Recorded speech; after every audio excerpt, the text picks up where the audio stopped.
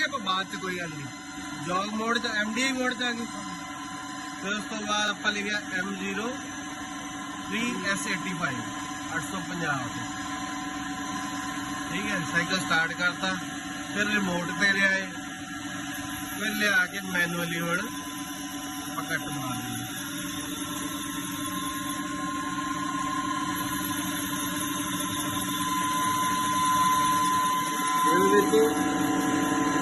MPG ਤੇ होना चाहिए रिमोट वास्ते।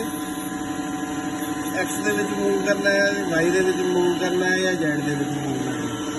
ये रीडिंग चेंज होगी,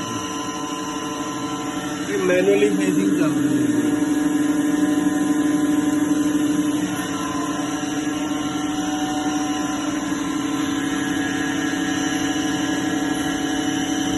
ये MPG ਤੇ है।